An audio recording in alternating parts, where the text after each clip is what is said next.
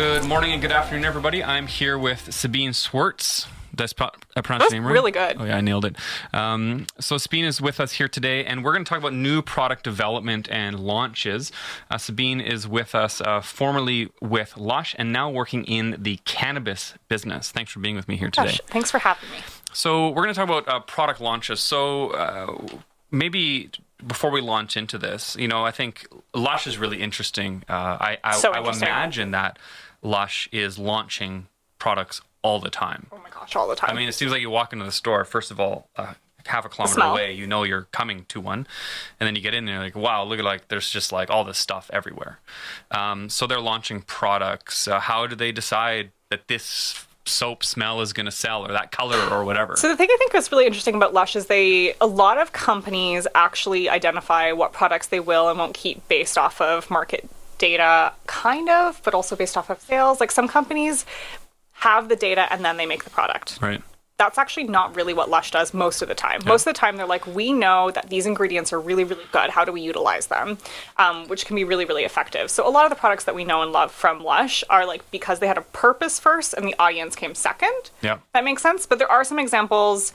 The Goddess Bath Bomb was because on Instagram, everyone was insane talking about how Ariana Grande's music video that she was in for God is a Woman looked like a bath bomb. So the reason they came out with the Goddess Bath Bomb was actually because there became a social uproar for us to bring that out. Oh, really? Yeah, it was really, really cool. And they've done similar things in the past where we'll bring out products that are seasonal, which is something quite often that Lush does. Well, they'll bring out a product, kind of test the waters with it, see how it does. And then when it goes away, see what the people say. Right. So products like Scrubby, which is like a body butter, that is what happened with that one. It left and people were very upset. It's very cute. Like what my kid would call it. Yeah.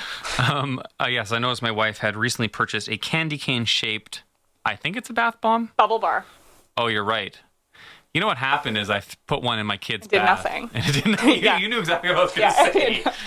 Yeah, and they were so disappointed. I was like, this is garbage. This Lush stuff is garbage. It doesn't even work anymore. Happens more often than you know. Yeah, well, I didn't even know what a body bar? Bubble bar. What is it? It's like solid bubble bath. So removing the plastic packaging and the water from the bubble bath. You just break a piece off? Mm-hmm. And you hold it underneath the water. So instead of the water being in the container, it's in your tub in the faucet when it comes out. I had no idea. It's very cool. Okay. Fair point though is not everyone knows that when they buy the product. There's kind of always that with Lush products. Yeah. It's sometimes hard to educate at the point of purchase. Well, I can imagine myself going in and being like, hey wife, I got you a bath bomb. Yep.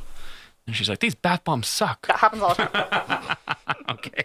Okay, so what are some social media principles to consider when launching a product? What are some things we want to consider? I think my biggest one is to know who your audience is, where they are, and how they like to communicate on that platform. Yeah. So I don't always love putting a launch everywhere all the time because there's different people on different platforms and people behave differently on different platforms. So Twitter is one-offs here and there, blah, blah, blah. It's rare that a post will be sustained and popularly sustained on Twitter. Yeah. Whereas Instagram, it might have more longevity because that audience just behaves differently. So I think that that's kind of the most important part is you don't have to put everything everywhere all of the time. You might have to argue a little bit with someone in finance who tells you that maybe you should do that, which happens sometimes.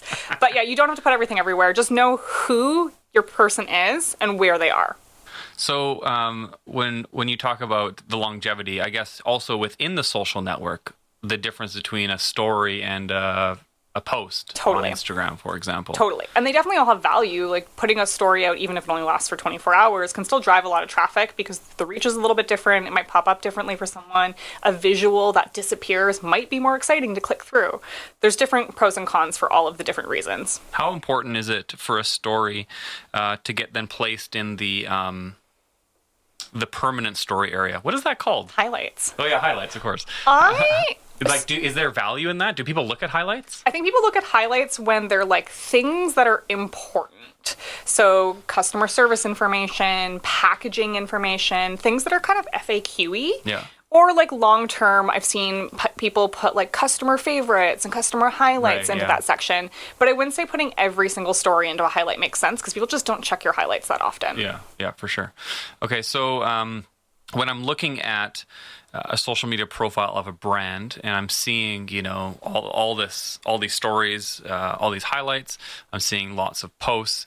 Where are they putting their money, or where are they putting their effort in? You know, is it going to be the stories? Is it going to be the actual posts themselves? I think usually it's the post matched with a story. That's how most people would like schedule something out. Yeah. I personally find that it's best to make your story slightly different from your post, because there's always the chance that people will see both. Yeah. Right? So you want them to have value. Yeah. Without them being duplicated Right. completely. So most people will do both, but every platform has a story now. Like we just saw TikTok or Twitter come out with fleets. Spotify now has stories. Oh, really? It's a lot of stories. Yeah, it's a lot of stories. Too So many. I don't know if stories are going to be sustained forever, because like I'm not posting fleets. Yeah. I'm not doing it. Yeah. When am I going to update on the Spotify story? I haven't figured it out yet. Maybe it'll be really cool because that's what happens every time. Yeah, you never know, right? Never know, but I haven't figured it out yet. Spotify. I mean, I remember when Apple started Ping as a social network, and know what Ping is. yeah, exactly. You don't even know what it is, right? And I'm a musician, and I was like, oh, this is super cool. Like, I want to know what my musician friends listen to. And that's cool. I thought Ping would do that, but it never really happened. No. And it's not a thing But like in anymore. theory, I'm like, that would be cool. It would be, in Yeah. theory. It's interesting when you look at Spotify coming out with their year-end. You know, what did you listen to? The story share thing was, I think, the first time I've ever seen a direct to story share like that, where it was Right. like a full story that was done rather than just being kind of a weird crop of something. Yeah.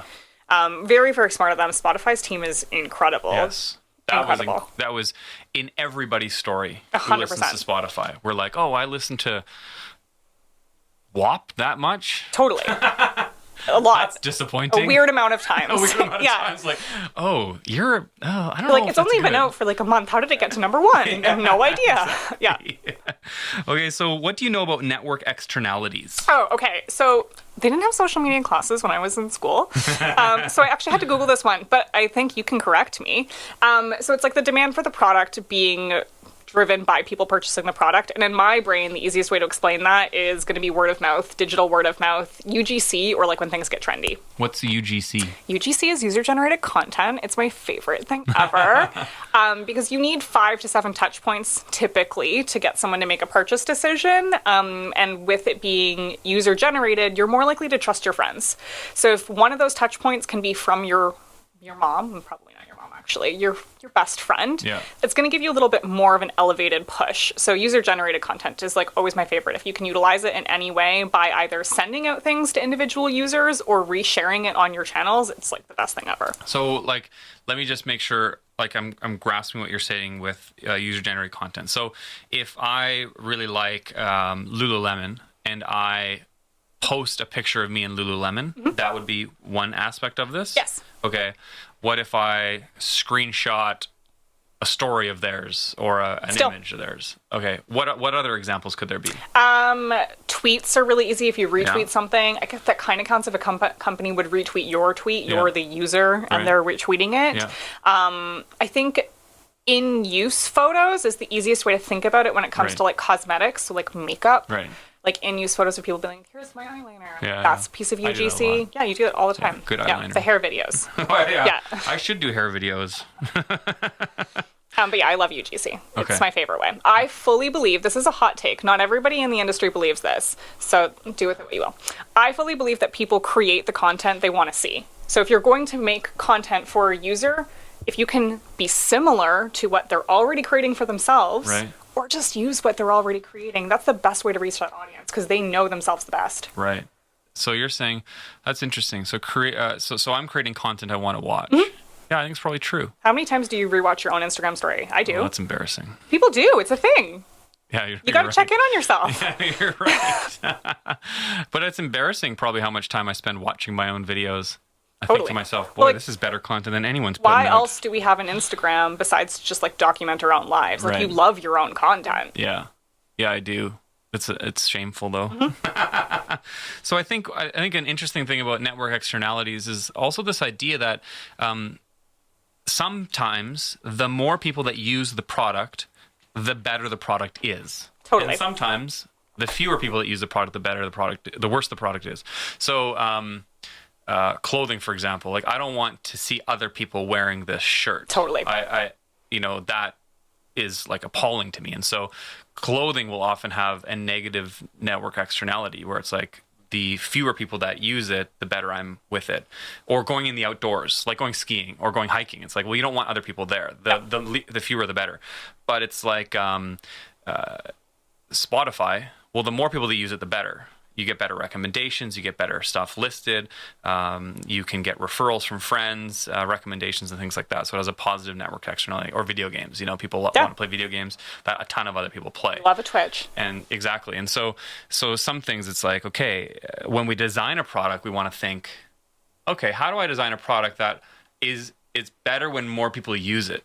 I wrote this down as I think it's about also the loyalty that you infuse in that network, right? So like, yes, affiliate codes. I might buy something one time, but I'm not going to buy something again if I don't have that same discount, right? So even though my network is technically large, is that network actually valuable? Right. Yes or no? Yeah. Does it negatively impact because everyone just now has this t-shirt, right? So I think it's important to like be able to provide value to that network so that someone can talk about you at the dinner table beyond just that one-time purchase. Right. Yeah, no, that's good. And I think that's really important, maybe even as an entrepreneur, thinking, okay, so I'm going to start a company. The product only is fun if I get to 100,000 users. So that's tough because you got to get there. But it's also helpful because it might cause your customers to get their friends on board, you know? And I think that too many, like exactly what you're saying, if too many people use something, it does kind of devalue it because everyone wants to be an individual. Yes. That's why we share things on social. So everyone wants to be an individual. So it's like a balance between showcasing who you are individually, but also aligning with some code of conduct that the society has decided. This is probably age and date myself, but I remember when I was a kid, Airwalk was a really popular skate, snowboard, surf brand, and they got really popular, and their product got mass-produced and eventually got sold in Walmart, and so now every kid was wearing it, so skaters didn't want to wear it. It became too popular at that point, you know? I think that's a good point, is like where your product can be purchased can definitely impact things, which is why some companies like Glossier, we're going to keep using the example, it's so easy. Yes. But same with Everlane. Like they started as digital first, and then their retail stores are like a showpiece where they have one or two and it's like a fun thing. But the point is that it's accessible only online. Right. Who's Everlane? Everlane is like clothing by Glossier. Oh. Yeah, ish, kind of. They do have a very limited like men's section. They're fine. They have like a mini scandal. They're just fine. Don't look them up if you don't know who they are. I got one more question here for you. When and how can social media be an effective tool for stimulating demand?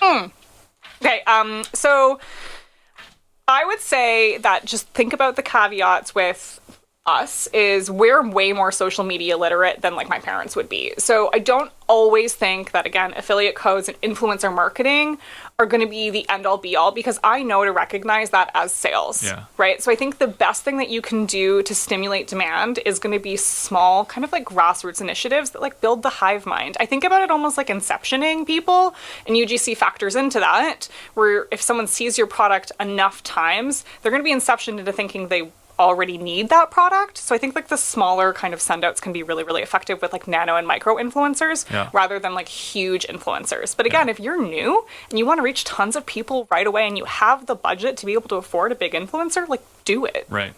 Is a nano influencer the same as a micro influencer? They're kind of like slightly lower. So this varies depending on what blog you read. I don't know. No one's decided. I think that this is it's like the everything number. with social media. No one really knows. No one really knows anything.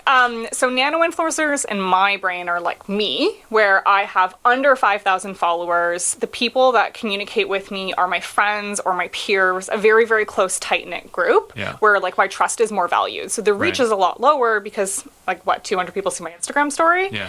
But there's a lot more value in what I'm saying because people care about it. Yeah, for sure. And then a micro influencer is like 10,000? 100%. Yeah. And then Kim Kardashian is the next level. Yeah. Making $1 million per post. And that's actually a really good example. Sometimes people wouldn't want to buy just because she posted from it. Right. For sure. And there's a challenge with that. I mean, first of all, getting to her is hard. You got to have the money. And then also, you know, your product might not even be in line with what she represents. Or you maybe might not even be wanting her to represent your brand at all. Okay. Sabine, this has been a great chat. I really appreciate this information. I think this has been super helpful to us. Thank you. Thanks.